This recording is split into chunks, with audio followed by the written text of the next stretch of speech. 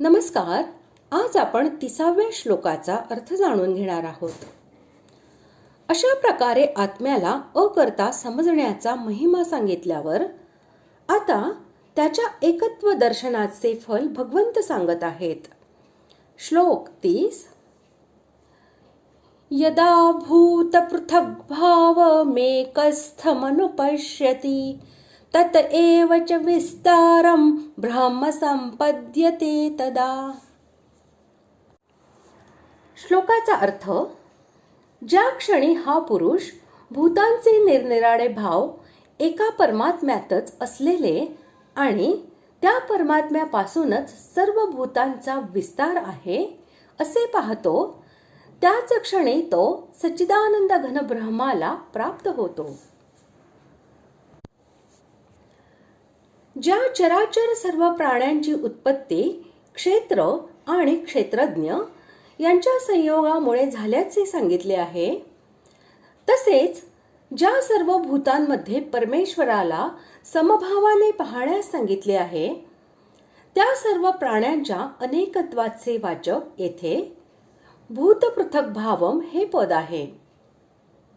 ज्याप्रमाणे स्वप्नातून जागा झालेला मनुष्य स्वप्न कालामध्ये दिसणाऱ्या सर्व प्राण्यांचे अनेकत्व आपण स्वतःमध्ये पाहतो आणि असेही समजतो की त्या सर्वांचा विस्तार माझ्यापासूनच झालेला होता. वस्तुतः स्वप्नातील सृष्टीमध्ये माझ्यापेक्षा भिन्न असे काहीही नव्हते. एक मीच आपल्याला अनेक रूपांमध्ये पाहत होतो. त्याच प्रकारे जो संपूर्ण प्राण्यांना फक्त एका परमेश्वरामध्येच स्थित असल्याचे पाहतो आणि त्याच्यापासूनच सर्वांचा विस्तार झाला आहे असे पाहतो, तोच योग्य तऱ्हेने पाहतो.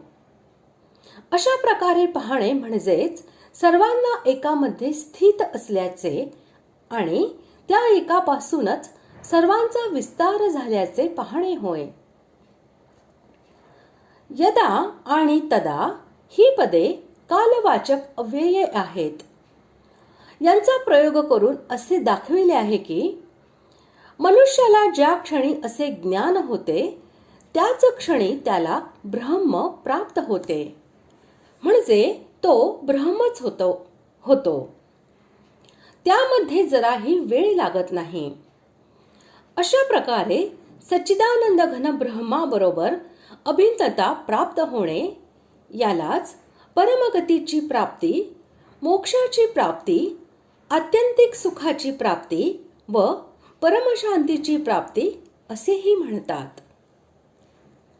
अशा प्रकारे आज आपण 30व्या श्लोकाचा अर्थ जाणून घेतला. पुढील भागात आपण 31व्या श्लोकाचा अर्थ जाणून घेणार आहोत. धन्यवाद.